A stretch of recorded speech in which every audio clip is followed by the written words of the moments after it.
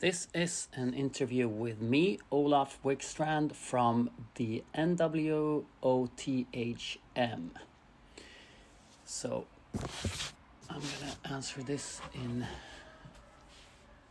spoken. All right, first question. Is it a pleasure to be interviewing the band? For those who do not know who you are, can you give us a little introduction? We are a band called Enforcer. We've been playing heavy metal music for about 20 years now. We were formed during the dark 2000s with a mission to bring real heavy metal back to the masses. And we've been putting out 6 albums by now, touring the world, helping the world to create a scene for genuine metal again, rebuilding the scene and taking the sound of true metal to our generation. You've been around for quite a while now. Thinking back, can you remember how Enforcer formed, and are there any interesting stories from that period? Yeah, we formed, basically the idea was to play music that I really liked myself. I've been playing in black metal, death metal, and thrash metal bands throughout my entire youth, and we used to do covers from bands such as Venom, Motorhead, Exciter, all kinds of more energetic. And I always found that when we were playing those covers that there was like so much more energy into it compared to just play like fast and extreme all the time. So that eventually, this was in the beginning of the 2000s when I was just a teenager. So that was pretty much that idea that led to that I developed an idea that I really wanted to create a band who was more in that style. To really, because I think it's so much more energy in a D beat, for example, than a grinding drum beat. For me, that's no energy. Energy has like Exciter's Violence and Force. That's energy. Or Motorhead's Ace of Spades. That's that there's just an energy in that music that can't be compared to anything else. We put out a couple of demos on MySpace, and we pretty much got viral on MySpace within a few weeks, and that led eventually to a record contract and suggestions to play shows, and so I put a band together, and that's pretty much the story from how we formed. Back when you started, you released a couple of demos named Enforcer and Evil Attacker. How did they come about? That was pretty much my idea. There was like 2 songs at that time, Evil Attacker and Mistress from Hell, and those songs really formed the band, I think. It was just those songs that it was about. And I recorded them basically straight from my head. I played all the instruments and just bashed it out and like put it together in my home studio at that time. Into the Night was your first full length back in 2008, and what an album. What fond memories do you have of that period? It was an interesting period because we kind of hit the underground by the time we were recording that. We had shows like I think we played Keep It True and some Headbangers open air and like festivals like that without having released a single album. So it was like a hype around the band. So I really wanted to take this and push it to the next level with the songwritings. What I remember from that was that all the songs came together really easy. I had like I can't remember, but everything that I did was just like turning out to songs. I wrote the majority of the songs except from the 2 first that we already recorded for demos just within 6 months or something, and we put it together in the studio. It was a fun period because you had no expectations on what you were doing. Everything that you were doing and all the experimenting was a creative period because you really felt that you can do whatever you want because people didn't expect anything compared to today when you have like take into account like all the fans' expectations on what you do. So it was fun. I remember like the songs that I was most happy with at that time was probably On the Loose, because really had this early Iron Maiden vibe to it that Adam brought a lot to make that happen, and Scream of the Savage, which was our first like straight up speed metal song. I was really happy with those. Um, yeah, growing up, you can you remember your first music purchases, and if so, what were they? I was really into Metallica from like a very early age, like maybe like in the beginning of the 90s. I picked that up from older relatives, and especially two cousins who listened to Metallica and Iron Maiden, and stuff like that was just generally popular in the beginning of the 80s. I had a cassette tape with mixed Metallica records, and eventually I wanted to pick up the full album. So I think the Black Album was the first album that I got for my own money, and I pretty much bought the entire Metallica discography um, before they put out Load. So that was the before '96. I collected all the Metallica stuff when I was 10 years old. So it was like a major impact on me. Then I discovered bands like Slayer and Megadeth, and I went into that path. But that was pretty much it, getting one album for Christmas and one for my birthday, which is in June. So I had like 6 months to listen to one album.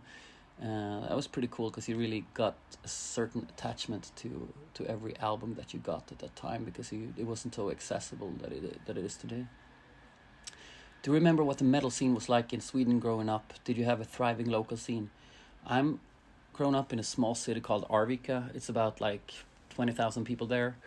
Um, and we really had a thriving music scene, especially if you compare it like to other cities today, and especially considering the size of the city. I remember it was like we had a complex for rehearsal spaces, and around that time you had to like stand in line waiting to get like a rehearsal space to record to like rehearse once or twice a week. You could be in a you had to be in a line for 2 years to even get a place to rehearse. It was like maybe 150 bands playing in this complex in a city where it's like only 20,000 people live. So it was like extremely creative environment. But at that time, you kind of thought that was what every city looked like. But if you put it into the context of what it looks like today, when there's like two bands from my hometown, or even in Stockholm, you don't have that amount of bands where I live now.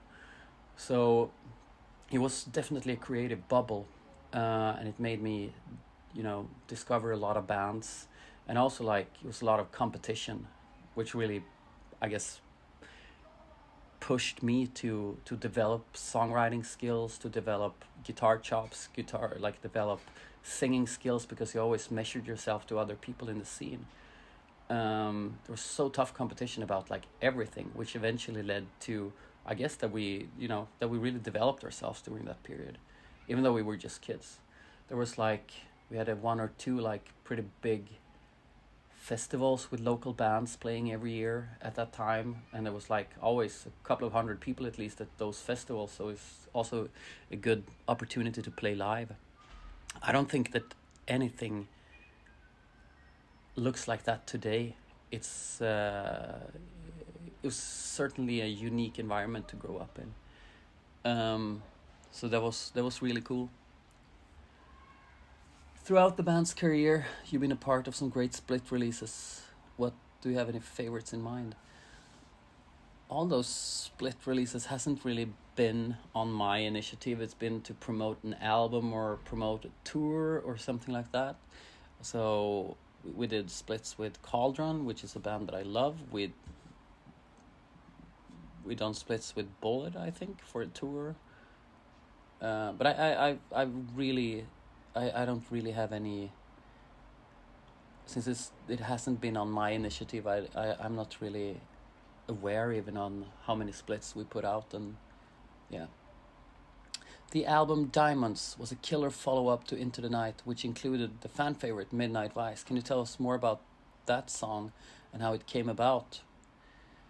Yeah, I think it was in the summer of 2008.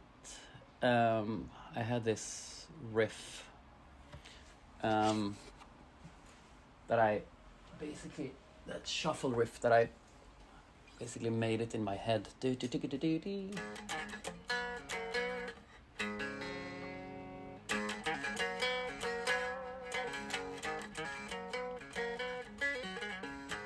Something like that. That I built up. Yeah. And I made the verse based upon the main riff, and then when it came to the chorus, I was just like, remember I was out on a boat trip in the summer, and I had just been working on this song, and I went out and I was like, what type of chorus should we have? And I was like, what's the biggest chorus in the world? Yeah, probably, whoa, living on a prayer. So I was just like, okay, something like that. And whoa, it's a midnight vice. Whoa. Like with that big whoa. So it was like, I basically took that straight off. Living on a prayer. Because I really wanted to have a huge chorus. And it's been working, I guess. People like that song. And in the evening the same day, I think Jonas and I went down in the basement to just like try this out and just jam it together. And after the second chorus, we just both instantly went like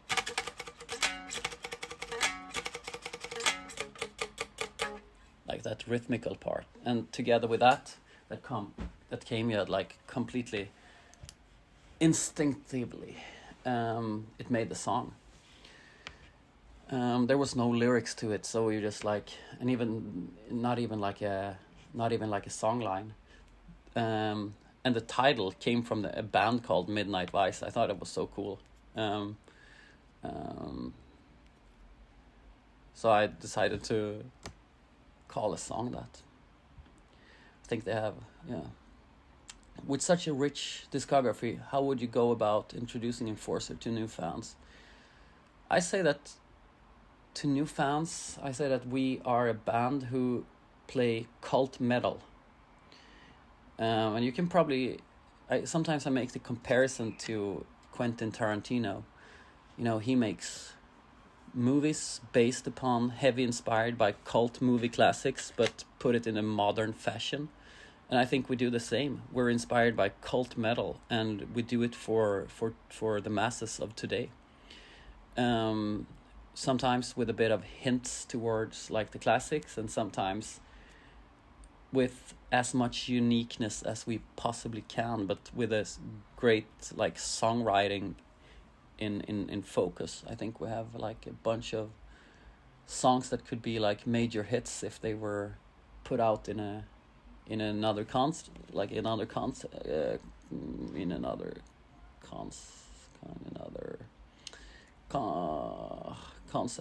I don't know. In another context. That's what I was gonna say. Do you have any records that are personal favorites from the band's discography? I think with a distance to all the albums that I've ever been a part of making, I think From Beyond is the one that stands out as my favorite. I like Seen It also, but I'm also like, since it was like such a fan dividing thing, it makes my feelings towards that a little bit colder. But From Beyond is probably the album that we really captured something special. Like the first 4 songs from that album's like total classics by now, and when we play those songs live, like people go crazy about it. So it's really fun. It's fun play songs to play, and you know, having this relationship to the fans along with these songs are absolutely magical, I think. I don't have enough distance to the new album yet, but in a few years I could also like put that into, you know, have a bit of a more objective opinion about that. Enforcer are seen as many of the pioneers of the new wave and traditional heavy metal movement. You've been kicking around since early 2000 when bands like Holland were storming the scene. How do you feel? How do you feel things have changed in the trad metal scene since that? Yeah, well, getting this idea, starting a band like this, there was like, we got to know that in the early 2000s there were absolutely no scene, no market, nobody in the world who would buy this type of music from a new band. I mean, there was the thrash revival, but that hadn't really kicked in yet. It was just like in the underground. So these revival bands was something like absolutely new. So the most complicated thing with like marketing a band like Enforcer was to, because there was no market. We had to create the market. And that took a couple of years, a couple of albums before there were actually a scene for traditional metal. And then, but in the very beginning, it was pretty much just like us, a band called Portrait, a band called In Solitude, a band called Helveted Sport, and a band called Cauldron, who was like pretty early. And that was like pretty much the only bands in the world playing traditional metal. A few years later, bands like White Wizard came out, Skullfist came out, and then it was just like, since that, it's been like a global movement almost. But in the very beginning there was nobody to play this, so that's like in comparison, if you would start like a, let's say, a power metal band, there is already an existing market for it, you know, so you can apply to the market. But now we had to create the market first, and that was pretty sick if you think about it. How has it changed? I think that in the very beginning, it was a little bit more accessible, something that was new and hot. We had some more, you know, bigger labels watching what we were doing, better coverage in like music magazines and stuff like that, because it was something new, up and coming and exciting. I feel that a lot of bands who were doing it but weren't doing it great kind of ruin the reputation of traditional metal a little bit, which is sad, because it was, to me, it's the coolest thing ever. But now it's like it feels a little bit like it's a little bit looked down upon from more established like from the rock and metal establishment, you know, magazines and festivals and stuff like that. But even in the very beginning, it was like it was taken more serious. It was also, you also had the opportunity to be more creative, because nobody would judge you. I feel that the more time has passed, the more you know, the less acceptance it has been to be unique. And a lot of bands coming out now playing traditional metal, they completely forget about originality, I think, which, at least for me, is a hugely important like thing in the music. And if you look at the internet, it seems like the less creative you are, the more praise you get, and the more generic you are, the more praise you get, and the more stuff you like to do that is unique and creative, the more people seem to bash on it. That's the biggest difference, I think, between 2005 and now. But I guess that happens to every genre. Every genre that comes out starts out creatively, and then it like paints itself into a corner. But that's a corner that I really want to break out from, and you know, just be completely free, because eventually heavy metal, to me, is an extremely creative and open genre, because you have bands like all the way from Led Zeppelin to early Metallica, you know, through Judas Priest, the Rainbow, Deep Purple. You have and then you have the entire new wave of British heavy metal movement with Iron Maiden, Saxon, Angel Witch, Def Leppard, and all up on, to the early thrash, who was actually just pretty much heavy metal straightforward. The first couple of Metallica albums and Exodus and those bands before they got too restricted by themselves. So to me, it's the biggest genre, and you're really allowed to do anything without that. And I think that's the greatest thing with bands such as Black Sabbath or Judas Priest, that they have such an extreme variety to their songs. They can do everything from proggy stuff to piano stuff to ballads to straightforward speed metal stuff, and everything just falls under the name of heavy metal. So to me, that's what inspires me. That was a pretty long answer, but yeah. Next question. It is clear to many that the live music industry has taken a beating over the past few years. So many gigs and festivals have been cancelled. What are your thoughts on this, and how Enforcer been affected? I think that it was a bummer when we couldn't play, and it was a both good and bad,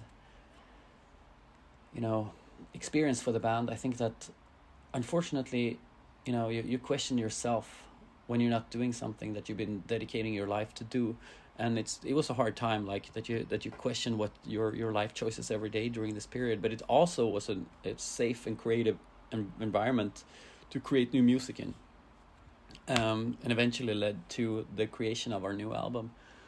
But I think that since the shows have been happening again, I think that it's been absolutely great. Almost all the shows that we've been doing has been overwhelmingly crowded, and people have been super enthusiastic about coming out to shows again. So for me, it's just for the better.